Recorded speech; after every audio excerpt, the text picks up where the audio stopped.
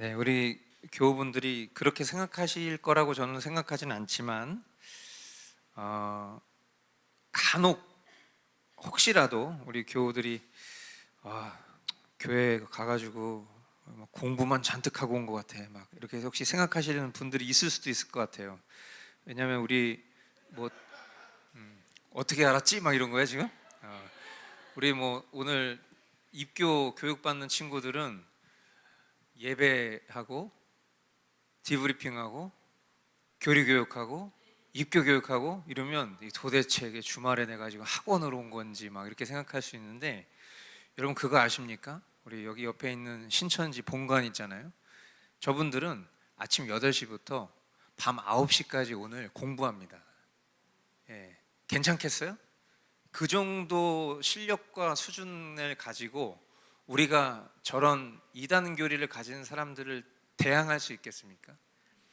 당연히 시간에 비례한 건 아닌데, 왜냐하면 진리를 알면 진리 외적인 것에 대한 분별은 쉬워지니까. 그런데 비진리를 저렇게 오래 공부하는 사람들 앞에서 우리가 가르칠 모일회, 이 교회의 본질을 잊어서는 안 됩니다. 어떻게 보면 이제 저 같은 사람도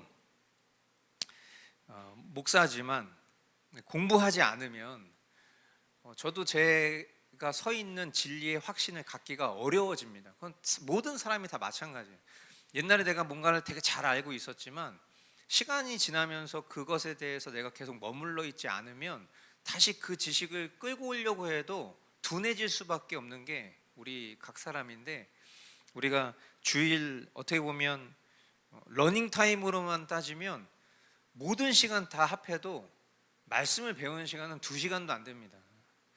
그래서 혹시라도 여러분 마음 가운데 내가 지금 대학원을 다니는 건지 교회를 다니는 건지 혹시 그렇게 생각하시는 분이 있으시다면 그런 생각은 빨리 정리하시는 게 좋고, 더 하나님 말씀을 사모하시고, 목사님의 깊이가 갈수록 떨어지는 것 같습니다. 목사님 깊이가 부족합니다. 좀 더 열심히 공부하셔서 더 깊은 걸 가르쳐 주십시오. 뭔가 이런 마음을 가지셔야 된다고 저는 생각을 합니다. 그래서 저도 열심히 공부하고 있으니까 여러분들도 제가 전달 드리는 것들을 잘 숙지하시고, 그래서 누가 말 같지도 않은 소리를 하면은 그 말 같지도 않은 소리를 분별하고 말이 되는 소리를 전달해 주실 수 있으면 좋겠습니다. 그래서 제가 우리 아이들에게도 디브리핑 할 때 잘 모르겠는데요 막 이러면 그렇구나, 절대로 안 그래요. 저는 아니야, 다시 생각해봐. 왜? 어렸을 때 내가 생각하기를 포기하잖아요. 애들이 할 수 있는 제일 쉬운 대답이 잘 모르겠는데요. 잘 모르지 않거든요. 근데 말을 하는 것들에 대한 훈련이 되지 않고, 그러면 어른들은 아이들한테 너 왜 그래? 똑바로 해. 뭐 이렇게 혼내기나 할 수나 있지, 아이한테 스스로 한 번 더 그 문제에 대해서 생각해보. 내가 예수님을 믿는데 내가 예수님이 곧 오신다라는 것을 아는 것이 나에게 어떤 의미냐? 잘 모르겠는데요. 아니야, 한 번 더 생각해봐. 내가 예수님을 믿는데 예수님이 다시 오시는 날이 있다면 그 날을 내가 어떻게 기다릴까? 한번 생각해봐 라고 되물을 수 있는 것처럼, 우리 또한 누군가가 만약에 우리에게 비진리에 대해서 진리인 것처럼 말한다면 우리는 진리를 알고 있기 때문에 그 비진리에 대항해서 진리를 말해주는 데까지 가야 그것이 우리의 본분이라는 것을 우리 모든 교우분들이 잊으시지 않기를 바랍니다. 아멘이시죠? 네, 그래서 오늘 우리가 함께 나눌 내용이 이제 어떤 내용이냐면 교회에 속해야 될 신자의 의무에 대한 것입니다. 아마 여러분들이 신앙생활 하시면서 왜 내가 꼭 교회에서 신앙생활 해야 되는지에 대한 그 대답을 들으신 적도 있고 못 들으신 적도 있고, 그 질문과 대답의 필요성을 못 느낀 채 살아가셨던 분들도 있을 텐데, 웨스트민스터 신앙고백서도 그렇고요, 하이델베르크 요리분답도 그렇고요, 지금 우리가 보고 있는 이 벨직 신앙고백서도 그렇고요, 이 챕터는 늘 있습니다. 그리고 실제로 우리 믿음의 선진들이 성경 말씀을 통해서 이와 같은 근거와 정답을 가지고 있었음에도 불구하고 교회가 왜 교회에서 신앙생활 해야만 하는지에 대한 의무를 가르쳐 주지 않았기 때문에 오늘날 가난한 성도들이 있는 겁니다. 그렇게 신앙생활해도 뭐 어쩔 수 없지. 아이 뭐 힘들 텐데 그래 응원할게. 마치 이렇게 얘기하는 것이 우리는 굉장히 큰 관용이고 깨어있는 신자인 것처럼 생각하고 있지는 않습니까? 너가 잘못됐어. 너 그렇게 신앙생활하는 거 아니야. 왜? 뭐가 잘못됐는데? 나 예수님 믿어. 나 설교 안 듣는 거 아니야. 나 성경 안 읽는 거 아니야. 난 그냥 혼자 신앙생활하는 게 편해. 그게 오히려 지금 나에게는 더 도움이 돼. 라고 했을 때 그게 왜 잘못됐는지에 대해서 우리가 이런 교리를 배우지 않으면 진리를 가르쳐 줄 수가 없잖아요. 그래서 왜 우리가 꼭 교회에 속해서 신앙생활을 해야 되는지에 대한 그런 신자의 정체성, 그리고 하나님 나라 공동체의 본질을 다루는 그런 매우 중요한 주제를 오늘 다루게 될 것입니다. 그래서 세 가지에 대해서 이야기를 나눌 건데요. 먼저는 교회 소속이 단순한 어떤 사람 개인의 선택의 문제가 아니라 이거 하나님의 명령이다. 두 번째, 교회 밖에는 구원이 없다라는 신조의 고백이 무엇을 의미하는지에 대해서. 그리고 세 번째, 교회 연합의 실제적인 의미와 책임이 무엇인가, 그런 것들을 함께 살펴보고 우리의 신앙과 삶에 적용하는 시간 될 수 있기를 바랍니다. 자, 먼저는 우리 같이 오늘 이 28항의 원문의 내용을 같이 함께 읽도록 하겠습니다. 우리는 시작. 우리는 이 거룩한 교회가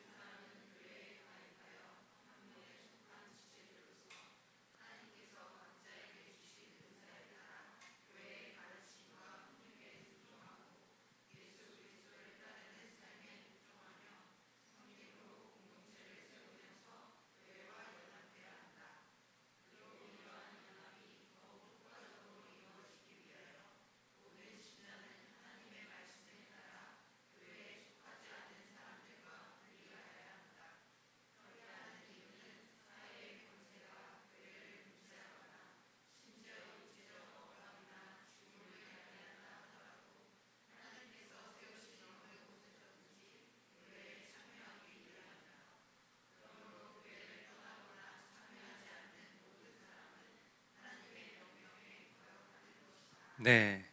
자, 앞서서 제가 언급한 대로 이 내용은 이제 세 가지 주제를 가지고 있는 겁니다. 첫 번째, 교회의 소속이 하나님의 명령이다. 두 번째, 교회 밖에는 구원이 없다. 세 번째, 교회 연합의 실제적인 의미. 연합이라는 단어가 도대체 실제적인 그 의미가 무엇이고 그것에 따르는 우리의 책임이 무엇인가에 대해서 오늘 함께 살펴보려는 것입니다. 먼저 첫 번째로 교회에 소속이 되어야 하는 이유에 대해서 같이 보겠습니다. 교회는 구원받은 자들의 모임이다. 그러니까 우리가 교회를 떠올릴 때 저는 이제 우리 교우들은 그렇게 생각하지 않으신다고 대체적으로 확신하고 있습니다만, 많은 분들이 교회를 어떤 종교 집단 또는 친목 모임, 아까 제가 왜 대학원 얘기했냐면 개척 초창기 때 우리 교회에서 신앙생활하던 어떤 분이 저랑 개인적으로는 되게 친한 분인데, 그분이 이제 아유 목사님 저 죄송한데 앞으로는 이 교회 오기 힘들 것 같아요 이렇게 얘기하셨었어요. 그래서 왜 그러냐 그랬더니 제가 다 좋은데 우리 교회는 너무 대학원 같아요. 저는 좀 친교가 많은 교회를 가고 싶어요. 제가 이렇게 보내줬었던 기억이 있어요. 근데 그때 그 대학원이라는 단어가 저한테는 되게 인상이 깊었어요. 왜냐면 그때가 대학원이면은 지금은 거의 박사 과정인데 거의 그런 수준이라고 생각이 들거든요. 근데 참 웃픈 얘기지만 그 대학원이라는 표현이 이 9년이 지난 지금까지도 저의 기억이 계속 따라다닙니다. 그리고 그것이 저에게 긍정적으로 작용을 할 때도 있지만 너무 그런가? 막 이런 생각을 하는 거예요. 그러니까 제가 오늘도 하랑이나 하준이 입장에서 생각을 했을 때 얘네들 너무 진 빠지겠다 이런 생각이 드는 거죠. 근데 제가 아침에 이렇게 보면은 이 신천지 복장이 있어요. 모나미룩이라고. 오늘 제가 흰 셔츠 안 입고 와서 저는 오늘 신천지 복장이 아닌데 위에 흰색에다가 이제 검은색 바지 입고 남녀노소 가방 하나씩 딱 들고 다 이 방향으로 막 갑니다. 저쪽 길 건너편 이쪽 우리 또 집 앞에만 해서 사람들이 쫙 가요. 그럼 저 사람들은 도대체 몇 시에 끝나나 되게 궁금한 거예요. 근데 제가 예전에 우리 지체들 누군가랑 여기 와플 대학에서 예배 끝나고 모임 다 끝나고 교제한 적이 있었거든요.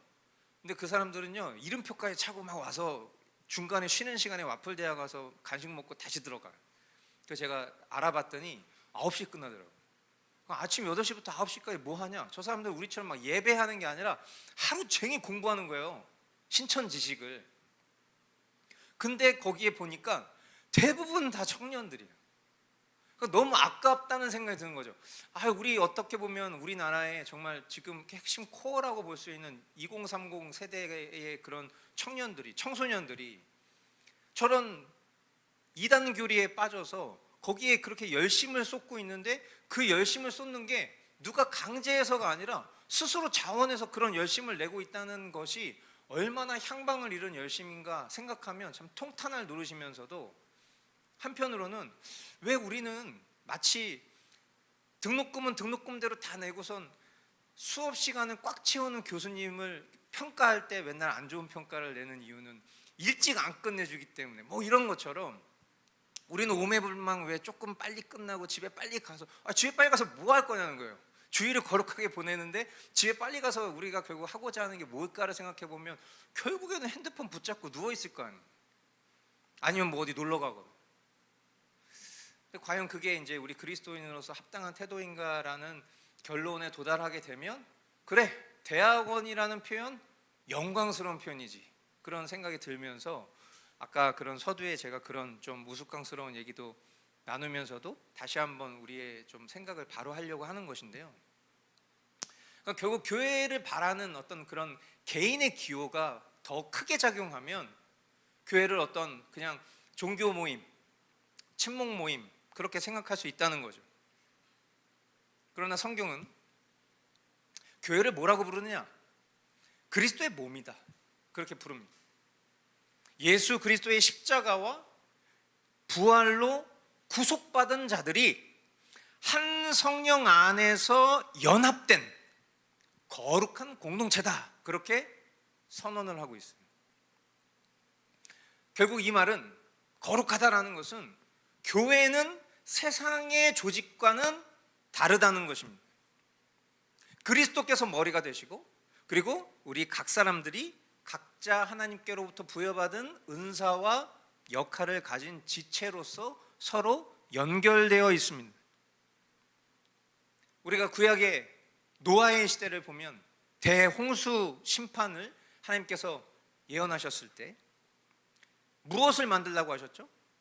방주를 만들라고 명령하셨어요. 그리고 결국 우리가 알고 있는 바대로 그 방주 안에 들어간 사람들만이 구원을 받았습니다. 이 방주는 구약의 교회의 모형입니다. 구약의 교회를 보여주는 거예요. 우리가 지금 신앙생활하고 있는 교회의 그 모형을 보여주고 있는 것이죠. 즉 하나님 구원의 공동체의 모형을 보여준 거예요. 그러니까 오늘날 교회도 마찬가지입니다. 우리가 교회 밖에는 구원이 없다라고 했을 때 잘 모르시는 분들은 야 교회 밖에 왜 구원이 없어? 이렇게 생각하신다는 거예요. 그렇게 말할 수 있다는 거예요. 그러나 그것은 어디까지나 각자가 가지고 있는 생각이고 착각일 뿐입니다. 교회 밖에는 구원이 없습니다. 왜? 교회라는 것이 성경에서 하나님께서 제정하신 구원의 방주이기 때문에. 만약에 교회 밖에도 구원이 있을 수 있다. 그러면 굳이 성경에 교회의 존재가 있을 이유가 없습니다. 만약에 그 노아의 방주 외에도 얼마든지 하나님께서 구원하실 방법이 있었다. 성경에 기록되지 않은 뭐 다른 구원의 방편이 있었겠지. 그렇게 마치 음모론자들처럼 자신의 어떤 생각과 기준을 가지고 본질을 호도하고 본질을 바라보지 않으려고 하는 그런 태도로 살아가는 사람들이 결국엔 자기를 우상으로 삼고 있는 사람들이죠. 그러니까 말씀이 뭐라고 한들 그 말씀이 때로 나의 생각을 주장하는 데 있어서 도움이 되면 말씀을 끌고 오고, 그것을 내가 지킬 힘이 없거나 그것이 내 마음에 들지 않으면 언제든지 말씀 외적인 해석을 더 중요하게 생각하는 그런 자아숭배적 태도를 갖고 있는 사람들이 결국은 교회 밖에도 구원이 있을 수 있다는 주장과 논리를 펼치고 있는 것일 뿐, 성경은 절대로 그런 주장을 동의하지 않습니다. 그래서 우리가 항상 기억해야 될 것은 교회는 구원받은 사람들의 모임이다. 즉 그 말인즉슨 뒤집어서 얘기하면 구원은 교회 안에만 있는 거예요. 그러니까 우리가 교회를 통해서, 예배당을 말하는 게 아닙니다. 이런 커뮤니티죠. 결국 이 유기적인 교회를 통해서 우리의 구원을 하나님께서 보증하시고 또 그 구원을 보존하시고 이루어가고 계시는 그런 은혜의 방편으로 두신 것이다 라는 것을 꼭 기억할 수 있어야 된다는 거예요. 두 번째, 교회 소속은 신자의 의무다. 우리가 읽은 이 28항은 모든 사람은 교회에 가입하여 한 몸에 속한 지체들로서 이렇게 말합니다. 그러니까 우리가 어떤 이제 교회 시스템을 이야기하자면 내가 그냥 신앙생활하고 싶은 어떤 그런 공동체에 가입을 하진 않았지만, 뭐 가입이라는 단어가 좀 우리에게는 이질감을 느끼게 하는 그런 단어일 수 있겠지만, 뭐 등록이라고 예를 들어서 가정을 해볼게요.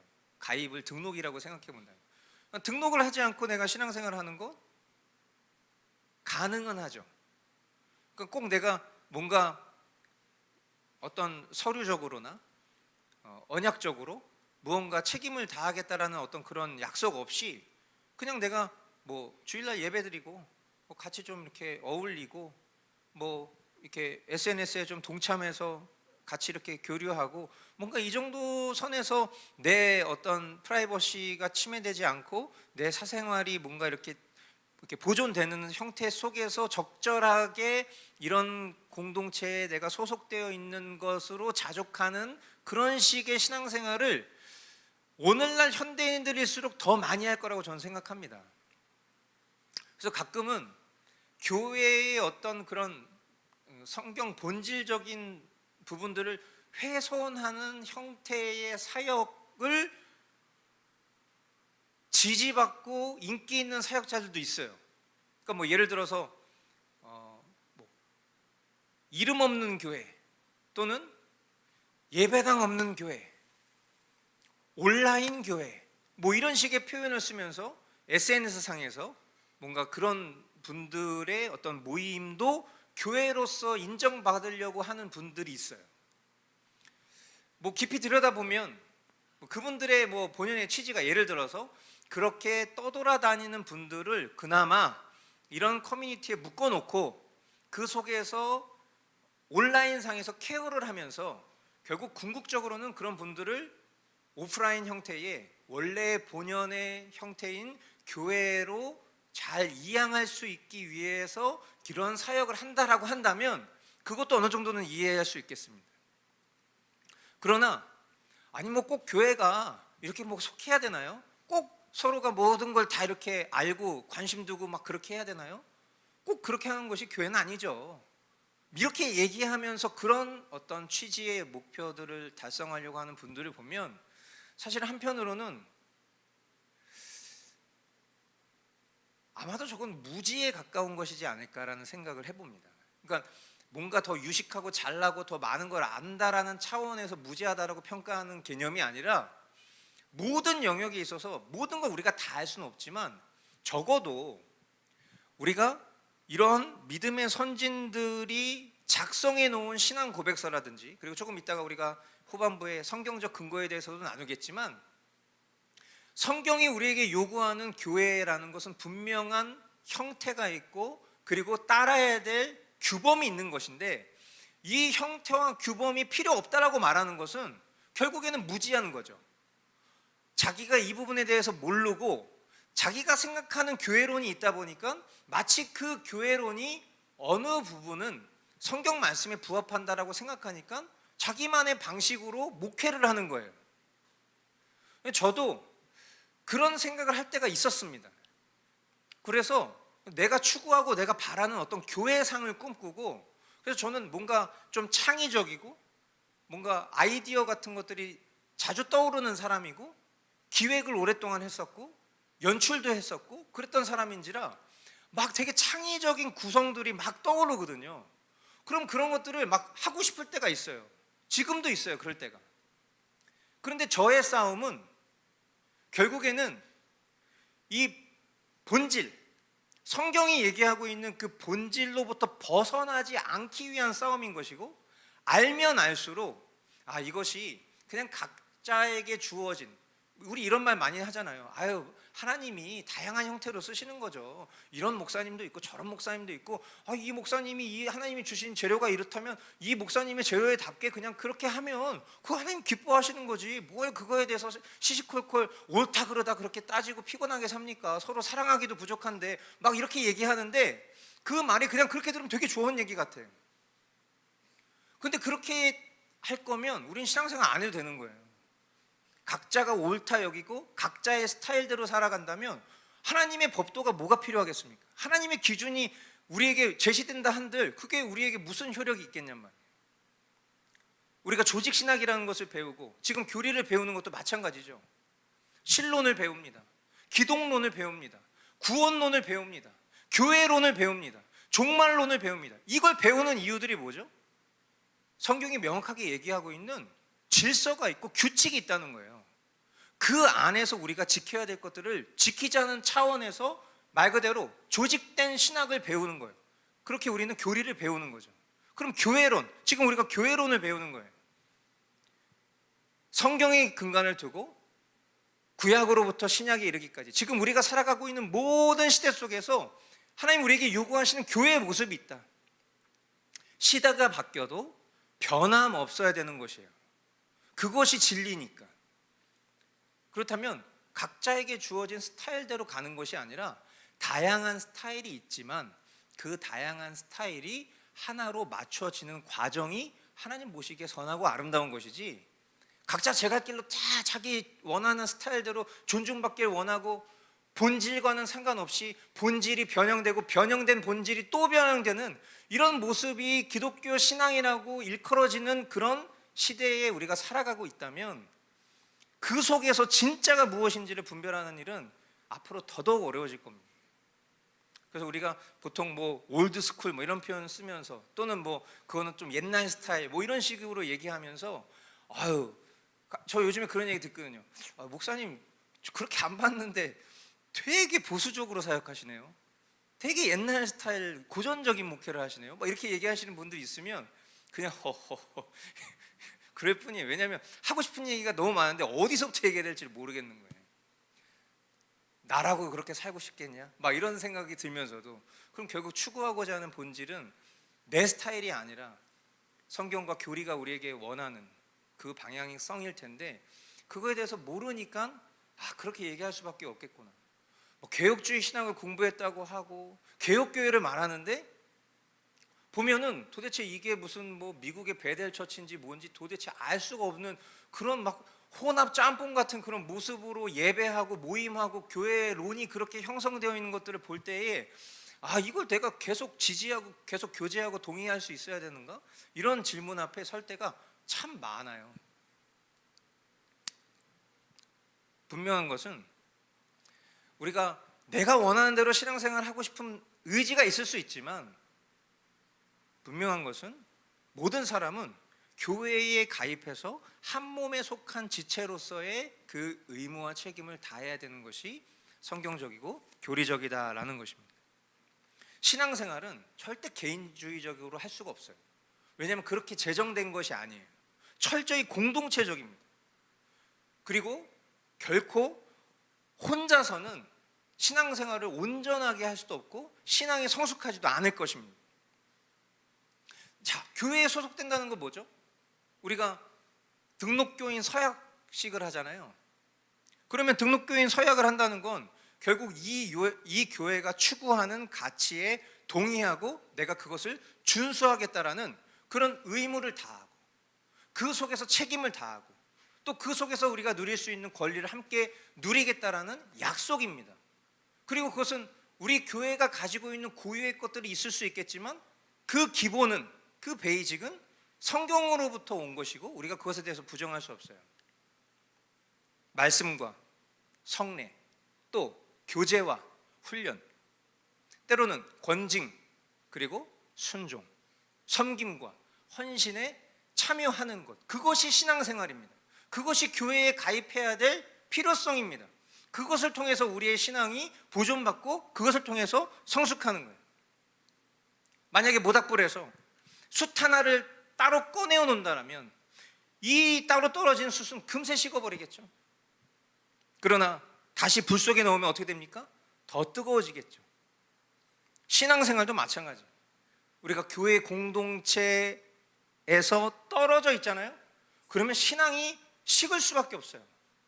그러니까 가난한 성도로 살아가시는 분들이 뭔가 되게 뭐 이것저것 많이 하시는 분들도 있어요. 뭐 성경 필사도 하고 암송도 하고 무슨 뭐 목사님 설교 요일별로 다 무슨 인터넷으로 듣고, 그리고 얼핏 보면 그 사람의 신앙이 되게 대단히 거창해 보이는 것처럼 보일 수는 있는데 그게 진짜 열매를 거두는 것인지는 좀 시간이 두고 지나보면 압니다.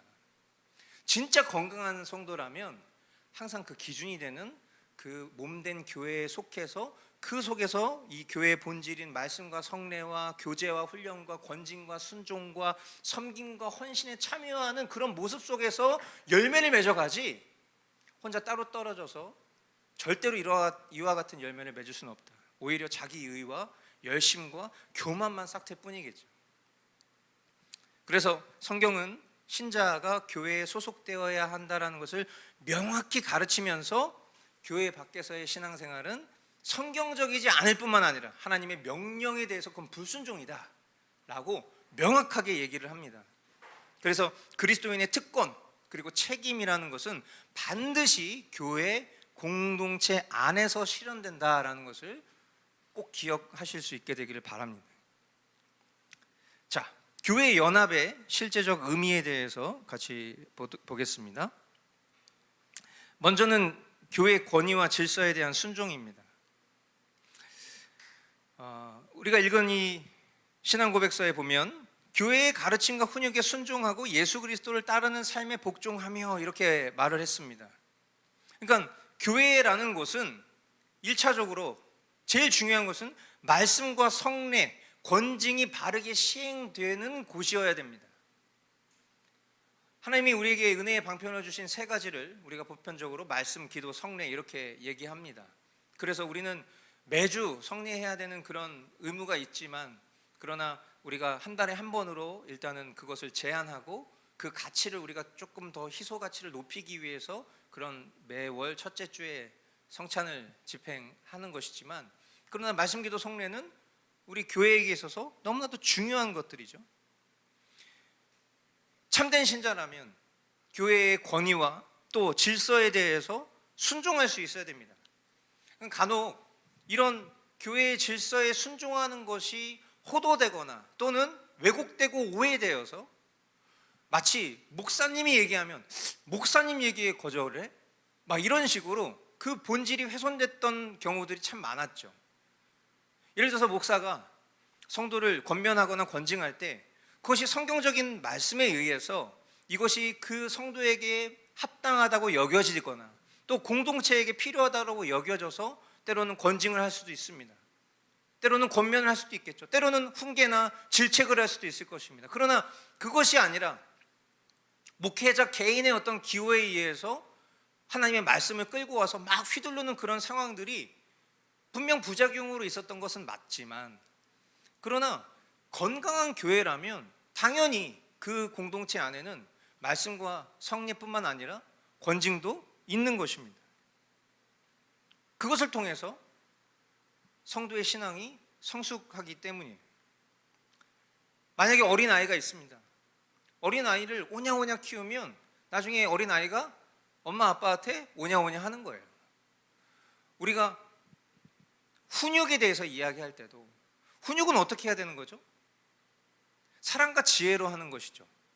그런데 내가 만약에 감정적으로 내 마음에 들지 않고 내 기분이 지금 안 좋아서 자녀에게 막 그릇된 훈육을 만약에 한다면 그것을 자녀가 바르게 받겠습니까? 교회 역시도 바른 권징과 훈육을 할 때에는 반드시 질서를 따라서 말씀으로 해야 됩니다.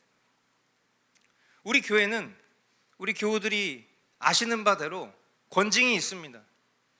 제가 간혹 다른 분들과 만나면서 얘기를 할 때 권징에 대해서 얘기하면 막 이렇게 얘기하시는 분도 있어요. 뭐 듣자마자 막 이래요. 권징이요?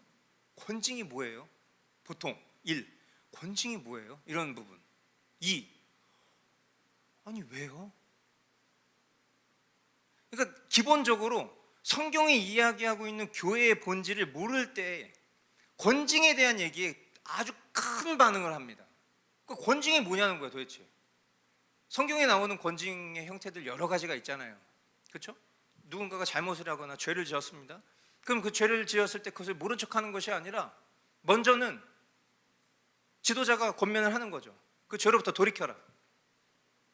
근데 그게 받아들여지지 않아요. 그럼 두세 사람이 같이 가서 권징합니다. 주로 교회의 질서에 따르면 장로님이 있는 경우에는 장로님과 목회자가 같이 가서 권면을 하겠죠. 근데도 그게 받아들여지지 않아요. 그럼 어떻게 합니까? 교회 공동체에게 알리고 이 사람이 그것을 회개할 수 있는 기회를 줍니다. 근데 회개가 받아들여지지 않아요. 그럼 어떻게 하는 거죠? 출교예요. 이 교회에서 나가시오. 이것이 건강한 교회가 갖추고 있어야 될 권징의 시스템입니다. 이것이 성경에 나오는 모형 그대로입니다. 근데 이렇게 하는 교회가 있냐는 거예요. 우리 교회에 권징이 활발했던 것은 실제 그와 같은 필요가 있었기 때문이고 지금 활발하지 않은 것은 그와 같은 일들이 있지 않기 때문이죠. 권징을 경험한 사람들은 그 권징을 통해서 실족을 하고 그리고 내가 이 교회에서 더 이상 신앙생활하기에 수치스럽거나 부끄럽다. 나 이 교회를 떠나겠다. 이 교회를 떠나면 다른 교회를 가면 되니까라고 생각하지만 우리가 지난주에 배웠던 것처럼 교회는 하나입니다. 사실 그것을 받아들여서도 안 되고 그렇게 보내서도 안 되는데 그렇게 떠나서도 안 되는데 오늘날 교회의 질서가 이렇게 성경으로부터 멀어져 있으니까 그냥 내가 여기서 신앙생활하고 싶지 않으면 물론 그 교회가 오염됐거나 목회자가 오염된 경우라면 그 교회를 떠나야 되겠죠. 그러나 그게 아니라 내가 잘못한 것에 대해서 견책과 훈육과 권면과 권징을 인내하고 싶지 않아서 내가 만약에 다른 교회를 간다. 그게 과연 하나님 보시기에 그 사람의 신앙에 자유함이 있을까? 절대 그렇지 않아요. 당연히 우리 교회는 권징이 살아있지만 그 권징이 실시되지 않기를 바랍니다. 분명한 것은 우리가 생각하는 여러 가지 교회의 기능이 있다 할지라도 그 속에 교회의 가르침과 훈육과 권징은 우리의 신앙의 성숙에 유익하다. 꼭 그것을 기억하실 수 있게 되길 바라요. 두 번째, 은사와 섬김입니다. 하나님께서 각자에게 주신 은사에 따라 섬김으로 공동체를 세우며 교회는 우리가 잘 아는 것처럼 각 지체가 하나님께로부터 받은 은사를 따라서 서로 세워가는 곳이어야 됩니다. 우리가 은사에 대해서 이야기할 때 하나님이 우리에게 은사를 주신 이유가 뭐죠? 야, 내가 너가 좀 이쁘다. 요거 받아라, 은사. 이겁니까? 하나님이 우리에게 은사를 주신 것을 성경은 뭐라고 얘기했죠? 공동의 이익을 위해서, 공동체의 이익을 위해서 하나님이 은사를 주시는 거예요. 교회를 세우기 위한 하나님의 선물입니다. 그래서 성경에 보면 은사의 종류들을 나열하고 있습니다. 때로는 우리가 은사라고 부르는 것들이 사실은 달란트인 경우도 있죠. 그건 그 사람에게 주신 고유의 재능 같은 것들인데 그 재능이 때로는 은사로 발휘될 수도 있겠습니다. 우리 교회는 은사를 발휘할 수 있는 그런 기회가 상대적으로 적은 공동체입니다. 그것에 대해서 제가 강압적으로 그것을 제한하고 목회를 하는 것은 아니지만 때로는 필요에 의해서 은사적인 부분들을 배치할 때도 있습니다. 기본적으로 성경이 이야기하고 있는 그런 고유의 은사나 달란트를 적절하게 찾고 있고 그것을 발휘할 수 있도록 하는 그런 기능적인 역할들을 부여하는 것을 목회자들이 하는 것이죠. 그랬을 때 제가 바라기는 우리의 예배나 또는 뭐 섬김이나 나눔이나 기도나 돌봄이나 여러 가지 영역에 있어서 우리가 다양한 방법으로 서로를 섬기되, 저는 그것을 강압적으로 하기보다는 우리가 서로를 돌아보면서 저 사람에게 하나님이 이런 은사를 주신 것이 분명하구나, 그것이 잘 발휘될 수 있도록 서로 독려하고 또 때로는 자원하는 마음들을 갖는 것, 그것이 교회를 건강하게 세워가는 신자의 책임이라고 생각합니다.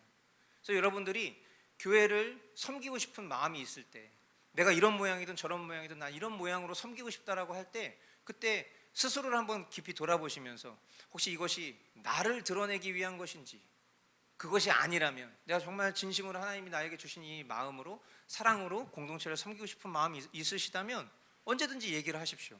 그 은사가 발휘되는 것이 이 교회가 더 건강하게 세워지는 방법이라는 것을 믿기 때문에 그와 같은 그런 은사와 섬김이 더 충만하게 발휘되는 그런 교회가 되기를 원하고 있어요. 세 번째, 연합입니다. 우리가 이제 연합이라는 말을 이야기합니다만, 연합이라는 건 뭐죠? 연합은 말 그대로 마음과 뜻과 삶이 하나 되는 것입니다. 그러니까 서로의 어떤 연약함이 있다, 서로의 연약함이 발견됐다, 그럼에도 불구하고 그 연약함을 품어줄 수 있고, 때로는 나와 다른 것에 대한 용납이 필요하고, 때로는 잘못한 것에 대한 용서가 필요하고, 사랑과 격려로 하나님의 가족됨을, 그런 우리가 실천해야 되는 것, 그것이 결국 연합이죠. 그럼 연합이 이루어지지 못하는 경우들은 어떤 경우일까요? 어떤 갈등이 생기거나 상처가 있거나 오해가 생길 때, 그럴 때 우리는 연합을 하기가 어렵습니다. 지체와 지체 사이, 뭔가 저 사람이 날 싫어하는 것 같아, 뭔가 저 사람이 나를 피하는 것 같아, 뭔가 이 사람과 나와의 관계 속에서 뭔가 애매한 그런 담벼락이 있는 것 같아. 그럴 때 연합이 필요한 거죠. 그냥 그 관계를 유지하거나, 그냥 내가 이런 상황에서 뭔가 그냥 좀 피하고 싶어, 나 근데 더 이상 여기서 신앙생활하기 어려울 것 같아, 그냥 떠나고 싶어, 그런 것은 가장 쉬운 겁니다. 우리가 쉽게 신앙생활하는 것이 아니라 때로는 할 수 없는 것도 해야 될 때가 있어요. 그런 것이 결국 교회의 필요성이고, 연합을 통해서 우리가 하나님께서 우리에게 원하시는 것들 추구해야 되는 거예요. 저는 연합에 있어서 가장 중요한 대표적인 것 중에 하나가 바로 말씀과 기도라고 생각합니다. 늘 말씀드리지만 우리가 머스트 라이프를 하는 것은 개인의 경건 생활을 위해서만은 아닙니다. 당연히 먼저는 각 개인이 하나님과의 관계 속에서 하나님이 나에게 허락하신 그 은혜의 방편을 누리는 통로와 도구로서 말씀과 기도의 삶을 사는 것은 너무나도 중요한 일이기 때문에 그것은 당연히 그 개인을 위해서 해야 되는 일이긴 하지만, 그러나 그것은 단순히 개인 경건 생활로 그치는 것이 아니라 참된 연합과 교제를 위한 일이라는 것 잊지 마셔야 합니다. 그래서 우리가 개인이 묵상한 내용을 그냥 공유하는 거, 여러분들 어떠신지 모르겠지만 오늘 했다 내가 하고 그냥 띡 올리고 끝나는 것이 아니라, 저 같은 경우는 오늘 제가 말씀을 이렇게 올리면 다음날 제가 말씀을 볼 때 전날 우리 교우들이 올렸던 것을 쭉 읽어봅니다. 그리고 거기에 제가 최고예요 이런 거 이렇게 누르고 하잖아요. 그럼 그거를 그냥 막 이렇게 하는 게 아니라 읽어보는 거예요. 이 사람이 어떤 고백을 했는지. 그러니까 이제 이삭이가 폐관 수련한다고 폐관 수련, 돌을 닦는구나. 알고 봤더니 폐관 수련의 방식이 데프리카에 가가지고 내가 갇혀서 공부를 하겠다 였구나 라는 걸 알게 됐을 때, 우리가 이런 머스트 라이프를 통해서 이 사람이 지금 이런 상황이구나, 은비자매 많이 아프구나, 오늘도 예배 시간에 계속 구역질하고 막 힘들어해서 먼저 갔는데, 그럼 우리가 그런 내용 보면 성인자매가 너무 아파가지고 이 사람 또 편도가 약한데 또 그렇게 부었구나, 아내 집사님이 무슨 혈관이 어쩌고저쩌고 막 나중에 알고 봤더니 이분이 대상포진에 걸렸구나, 성민이가 막 허리가 아프다고 허리가 아프구나, 이런 걸 알면서 우리가 주중에 우리가 떨어져 있지만 이들의 어떤 고백 속에서 엿보이는 어떤 그런 삶의 모습들을 보면서 우리가 서로의 삶을 열람하고 그것을 위해서 같이 기도하는 것, 이게 연합인 거예요. 그러니까 그냥 어떤 물리적인 장소에 그냥 국한돼서 일주일에 한번 띡 와가지고 그냥 그렇게 신앙생활하는 것은 사실은 엄밀히 얘기하면 그냥 그것은 신앙생활이 아닐 수 있어요. 그래서 항상 이런 것들을 우리가 함께 나누는 것이 되게 중요하고, 그 속에서 서로를 향한 사랑과 이해와 공감과 나눔이 뒤따라야 되는 것, 그것이 교회로서 갖춰야 될 아주 중요한 기능이에요. 그래서 우리가 지금은 어떻게 보면 이제 이런 것들이 우리 교회에 아주 그냥 자리를 잡은 포맷이 됐고, 뭐 너도 나도 거의 대부분 다 이렇게 동참하고 계시니까 큰 그것에 대한 메리트를 못 느끼는 순간도 있을 거예요. 그러나 시간이 지나면 압니다. 그리고 만약에 이런 환경에 노출되지 않으면 더 뼈저리게 압니다. 진정한 교통과 연합이라는 건 반드시 한 성령 안에서 말씀과 기도로 이루어진다는 거예요. 그리고 그것이 나의 신앙의 유익이고, 그것이 나의 신앙을 보존할 수 있도록 도우시는 하나님의 은혜의 조치였다는 것을 반드시 깨닫게 될 것입니다. 그래서 여러분, 우리가 머스트라이프를 할 때 그냥 개인의 경건 생활에만 급급하지 마시고, 그냥 올려, 그냥, 그리고 몰라, 다음날 또 내가 올려, 몰라, 이게 아니라 지체들이 어떤 고백을 나누는지도 열람하시면 좋겠습니다. 다음 페이지.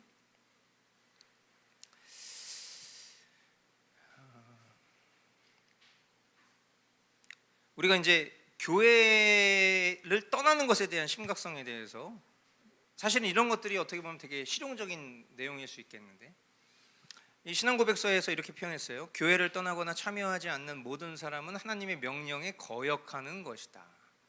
그러니까 우리가 이 교리적인 내용들을 통해서 깨달을 수 있는 결론은, 교회에 소속된다는 것은 내 개인적인 선택의 문제가 아니라 이거 하나님 명령이고 그 명령에 대한 순종으로 내가 교회에 소속되어야 하는 것이구나라는 결론에 도달하는 것입니다.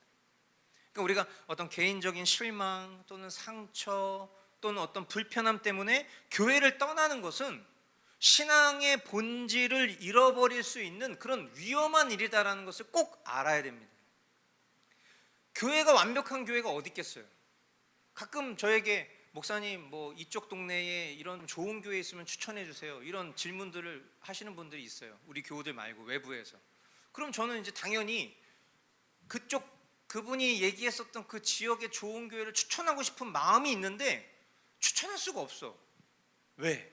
내가 그 교회에서 신앙생활 해본 적이 없는데 내가 뭘 개런티해서 그걸 추천을 하겠습니까?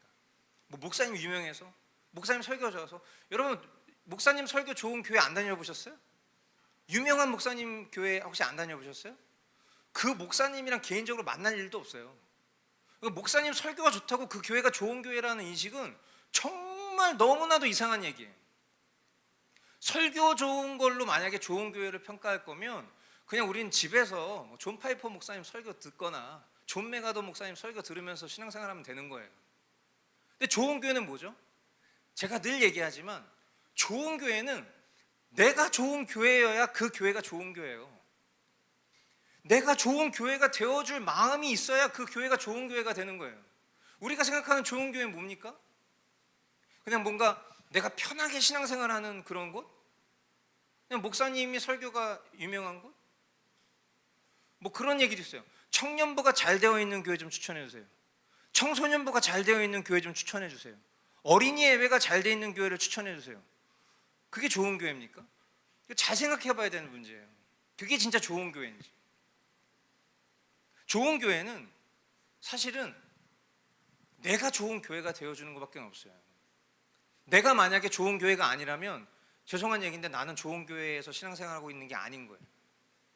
교회가 좀 부족하고 연약해 보여도 하나님은 참된 교회를 보존하시고 그 안에서 신자의 성장을 이루신다는 것을 기억하셔야 됩니다.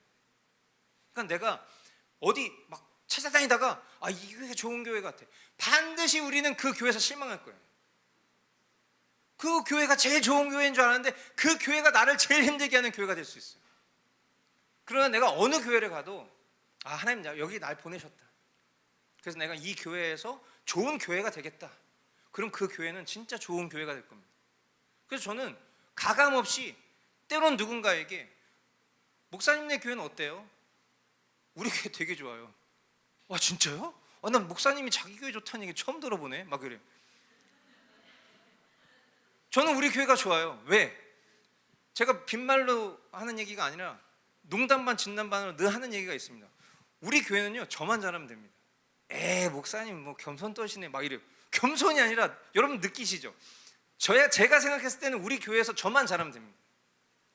우리 교우들은 정말 좋은 교회라고 생각합니다.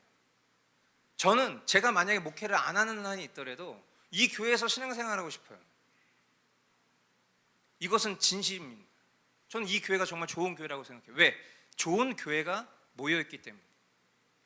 그렇기 때문에 그 속에서 하나님께서 나에게 주시는 가장 최고의 것이 있다.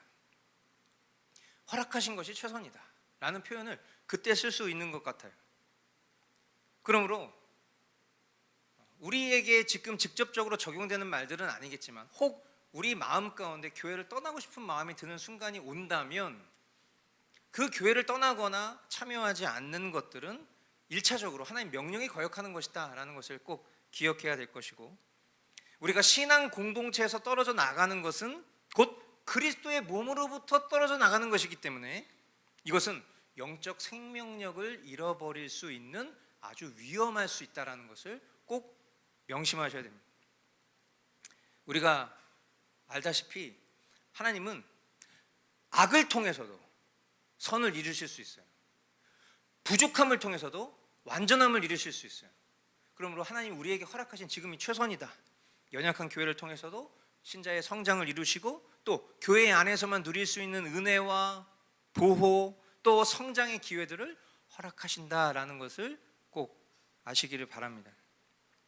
그래서 우리가 교회에 대해서 때로 실망할 때도 있고 상처받으시는 순간들이 올 수도 있지만 그럴 때일수록 더 말씀 앞에 서서 교회의 본질을 붙잡고 순종의 결단을 해야 할 것입니다. 성경적인 근거에 대해서 몇 가지 말씀으로 좀 가름을 하겠습니다. 고린도전서 12장 27절 같이 한번 읽어보도록 하겠습니다. 시작.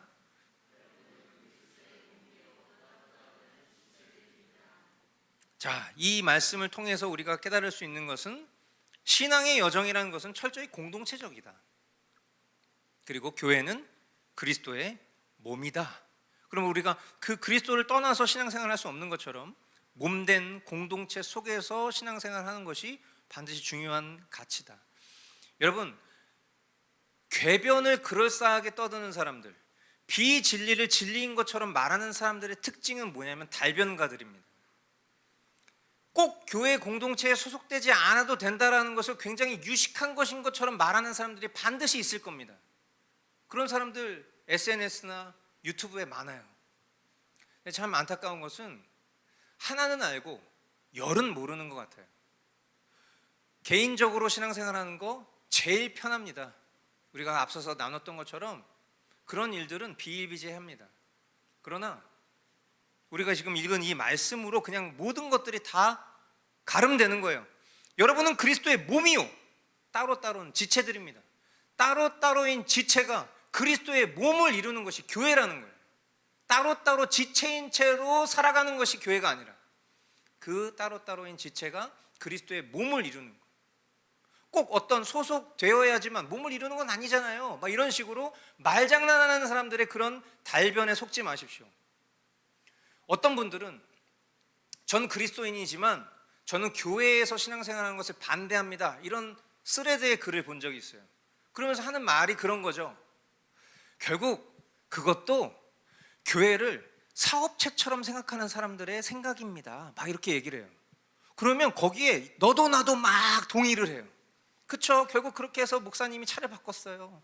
뭐 그렇게 해가지고요 교회 건물을 새로 지었어요. 막 거기다가 막 글을 막 댓글 막 씁니다. 그럼 마치 그것이 되게 정론인 것처럼 느껴져요. 여겨져요. 거기서 누구 한 사람이 이 말씀을, 여러분은 그리스도의 몸이요 따로따로는 지체들입니다, 이런 말씀들을 통해서 결코 그렇게 따로 신앙생활, 무교회주의로 신앙생활하는 것은 합당하지 못합니다라는 글을 쓴다면 그 사람은 손가락질 당하고 비난당하겠죠. 이 세상의 모든 프로파간다, 형식은 다 그래요. 다 프레임은 그런 식이죠. 다수가 하나의 거짓 논리를 세우고 그 다 거짓 논리가 진짜인 것처럼 여겨질 때 진실을 말하는 사람은 호도될 수밖에 없는 것이 이 세상의 지금 구조의 모습이에요. 그러나 욕을 먹을지라도 저는 씁니다. 그거 아니라고. 그럼 거기에 댓글이 한 50개 달려요. 이 나쁜 놈아, 뭐 거의 이런 수준이에요. 네가 뭘 알아, 막. 내가 목사인데 네가 뭘 알아, 막 이렇게. 목사라고 다 아는 건 아니에요. 여러분, 우리에게 중요한 것은 사람들이 얘기하는 어떤 그런 그럴싸한 말이 아니라, 아무리 그래도 우둔해 보이지만, 미련해 보이지만 성경 말씀을 따라가는 것이 그게 결론이어야 돼요. 이 말씀 한 구절이 뭘 의미하는지도 모르면 그냥 개인적으로 알아서 신앙생활해도 다 가능하다라는 결론이 나오겠지만, 우리 몸에서 눈깔 빼고 손톱 빼고 신장 빼고 이렇게 신앙생활, 이렇게 생활할 수 있습니까? 다 모든 것들이 유기적으로 결합돼서 우리의 신체 조직이 이렇게 활발하게 움직이게 되는 것처럼 신앙생활이라는 것은 절대로 개인적으로 할 수 없다. 꼭 명심하실 수 있게 되길 바라요. 디모데전서 3장 15절도 같이 한 목소리로 읽겠습니다. 시작.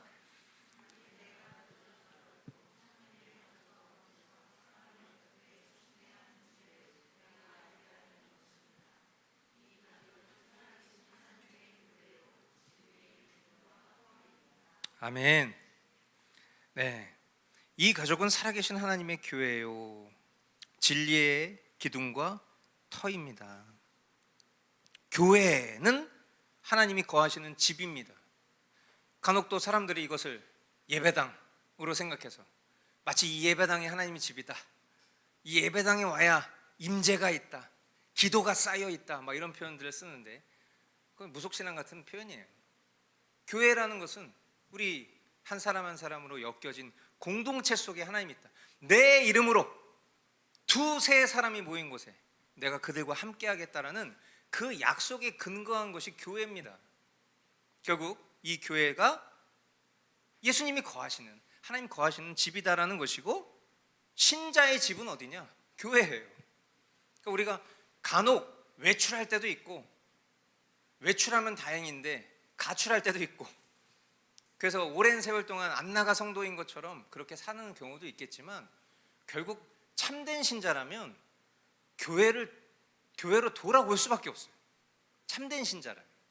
그건 그렇게 외출도 가능하고 가출도 할 수 있지만 결국은 돌아오는 곳, 내 집, 그것은 교회입니다. 머스트 교회만이 아니라 이 세상에 존재하는 교회, 하나의 교회, 유니버셜 처치, 캐톨릭 처치, 그 하나의 교회로 반드시 올 수밖에 없다라는 거예요.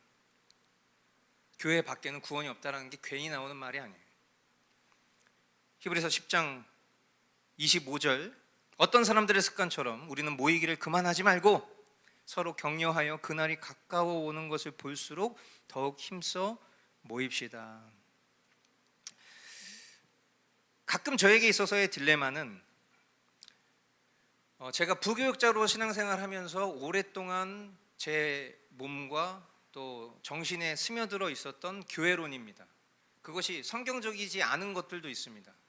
우리가 신앙생활하면서 그냥 이것이 의례, 유전적으로, 전통적으로 이것이 성경적인 거겠거니라고 생각하면서 왔었던 그런 형태들이 지금 우리가 가지고 있는 형태에 없을 때, 때로는 내가 지금 방향을 잃었나? 목회를 잘못하고 있나? 성도들의 신앙을 되게 와해시키고 있는 건 아닌가라는 생각을 할 때가 있습니다. 그래서 모이기를 피하는 자들의 어떤 그런 습관처럼 하지 말고라는 말들을 막 인용하면서 보통 목사님들이 성도들을 독려할 때 교회에 여러 가지 모임들을 만들어 놓고 그 모임에 참여하게 하고, 근데 그 모임에 참여하지 않는 사람들은 되게 믿음이 없는 사람들처럼 치부하면서 정작 이 성도들에게는 세상 속에 나아가서 빛과 소금의 역할을 감당해야 됩니다라는 메시지를 전하는 것이 굉장히 이질적이라는 것을 우리는 느낄 수 있어야 됩니다. 그래서 항상 여기서 우리가 생각했을 때 모임이라는 것은 교회가 설정해 놓은 모임을 말하는 게 아니에요. 어떤 이제 특정할 수는 없지만 성도들이, 우리 지금 교우들도 보면 많은 분들이 직장 생활을 하시고, 그리고 또 살고 있는 그런 지역도 되게 멀리 흩어져 계시다 보니까, 만약에 예를 들어서 우리가 그냥 로컬 처치라고 해서 남들이 하는 것대로 다 한다고 만약에 가정을 해봅시다. 화요일날 오전에 화요 성경 공부, 수요일날 오전 저녁, 오전에는 여성 예배, 저녁에는 수요 예배, 목요일날 노방전도, 금요일날 철야 예배, 오전에는 척사대회, 토요일날 정교인 대청소, 주일 일부 예배부터 오부 예배까지, 저녁 예배까지. 어떠세요? 그렇게 신앙생활을 하셨었잖아요. 그렇게 신앙생활을 하면서 분명 당연히 유익도 있었겠죠.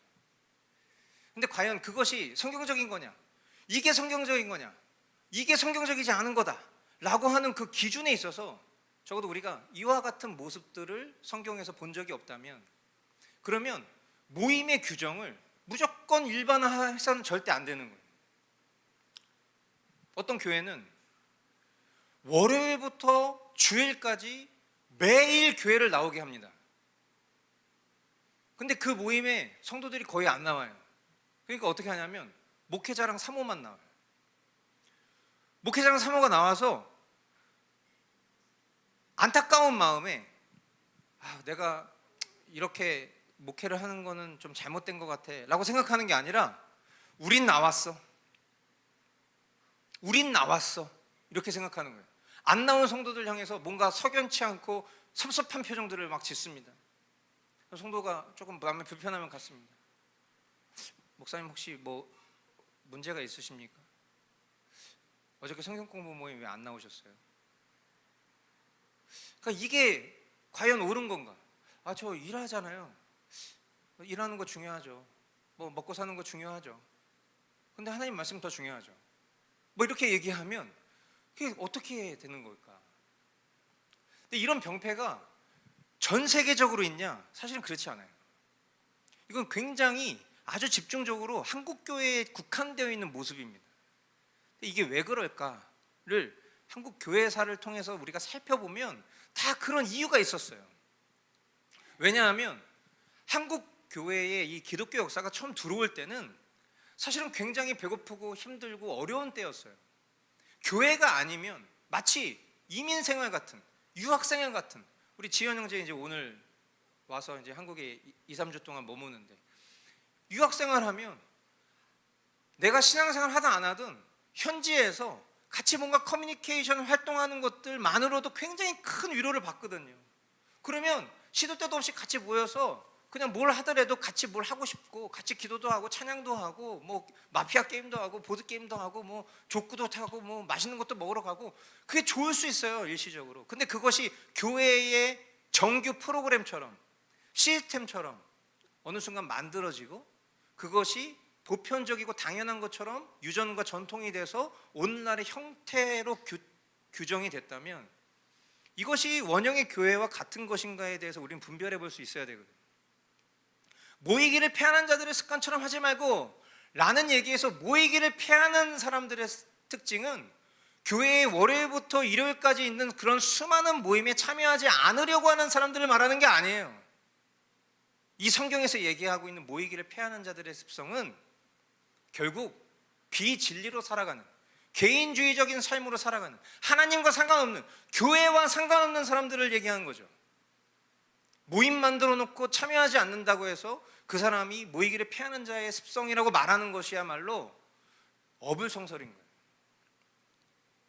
우리가 꼭 알아야 될 것은, 우리가 정말 지켜야 될 것은 지켜야 되는 거예요. 우리가 정말 지켜야 되는 건 뭐죠? 원형, 기초, 주일입니다. 그럼 우리는 어떻게 해서든지 주일을 지키려고 힘쓰고 노력해야 돼요.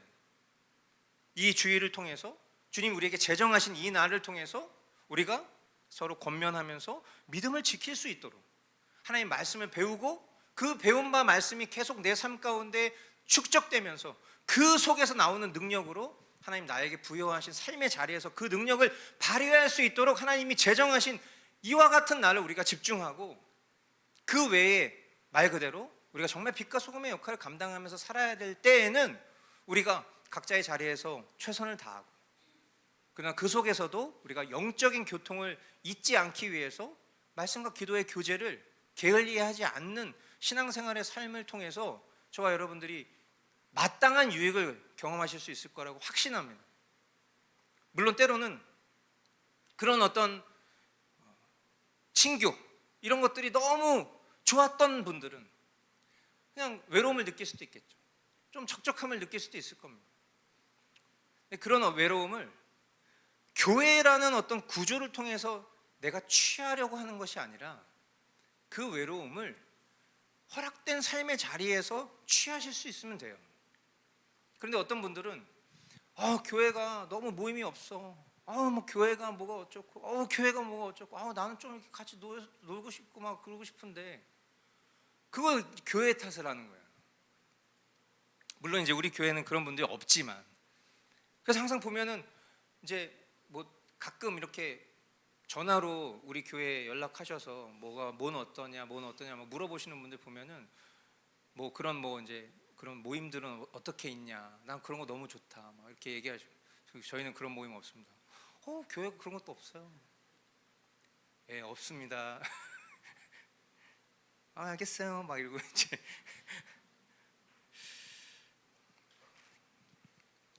마지막 사도행전 2장 42절로 47절, 이 말씀을 통해서 결국 요약을 하자면 초대교회 성도들은 말씀과 교제, 떡을 떼면서 서로를 돌보는 공동체로 살았음을 보여줍니다.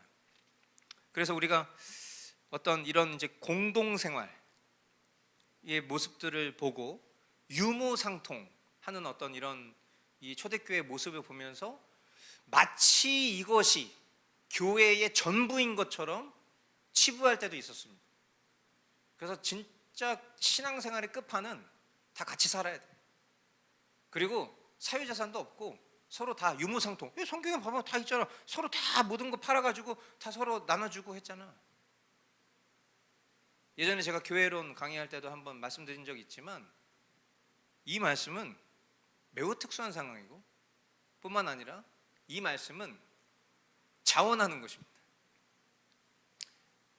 교회가 반드시 이래야 된다 이렇게 얘기하는 것은 너무 지나쳐버리는 거죠. 본질로부터 지나쳐버리는 거예요. 우리가 이 가치와 정신을 공동체 속에서 발휘할 수 있어야 돼요. 말씀과 기도하는 거, 교제와 나눔하는 거, 섬김과 사랑. 때로는 우리가 어려움에 빠진 지체들을 그냥 말로만 격려하고 도우는 게 아니라 기도할게요가 아니라 그 사람에게 필요한 물질이 필요하다면 물질을 십시일반 나눠주기도 하고 물결을 흘려보내기도 하고, 이런 모습들이 발휘되는 것, 그것이 교회의 모습이겠죠. 여러 말씀들이 있겠지만 성경적인 근거를 4가지 정도로만 이렇게 정리를 해봐도 이 안에 충분히 오늘 이와 같은 우리 믿음의 선진들이 왜 이런 교리로 정리를 할 수 있었는지에 대해서 충분히 여러분들도 공감하실 거라고 생각합니다. 자, 그래서 우리가 끝으로 한번 스스로에게 질문과 적용을 해보면 좋겠습니다. 먼저 첫 번째는, 나는 교회에 어떻게 소속되어 있는가? 여러분 자신에게 한번 질문해 보십시오.